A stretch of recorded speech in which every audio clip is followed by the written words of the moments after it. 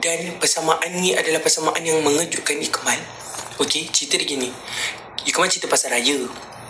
Lepas tu Habibti raya kat mana? Dia kata raya kat Johor lah. Raya dekat nanti pergi Melaka. Lepas tu Mersing. Lepas tu aku macam Mersing? Kampung ayah Ikmal pun kat Mersing juga. Aku cakap kau kat Mersing? Mersing lah, dekat Sawah Datuk. Aku macam Lepas tu Ikmal macam ni, dia tanya, setiap kali raya kau suka apa? Lepas tu cakap lah, setiap kali raya, terima kasih Kak Rita, Elibert. Setiap kali raya, kalau dulu waktu kita kecil mestilah kita suka duit raya kan. Sekarang ni Ikmal nak jumpa saudara mari Ikmal tak pernah jumpa. Faham tak? Yang Ikmal tak tahu sebenarnya dia saudara mari Ikmal.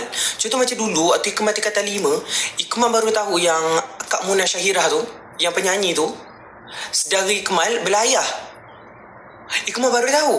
Lepas tu kan dekat Munah Syahirah, kampung dia pun dekat Mersing juga.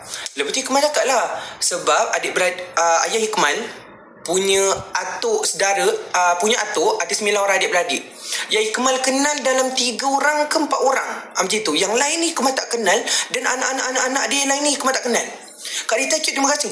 Jadinya Ikmal macam curious. Ikmal macam, siapa lagi saudara mara aku ni? Macam tu. Ikmal nak jumpa sangat.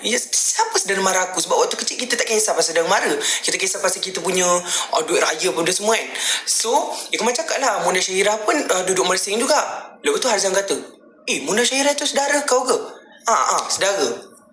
Dan rumah Munah Syahirah kat atas, rumah Kak Munah tu kat atas, rumah saudara Harzan tu dekat bawah. Sebab Harzan selalu balik kampung, dia tahu rumah Munah Syahirah tu atas rumah dia. Faham tak? Jadinya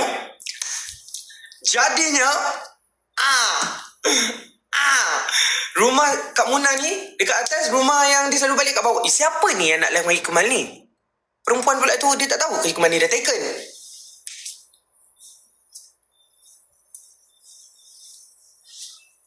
Tak faham? Tak faham? Apa yang kata Kak Nawi, terima kasih. Penat aku bercerita tahu, dia tak faham. Memang tempe betul. Penat bercerita, kau tak faham? Ya, kita satu kampung kat Mersing tu.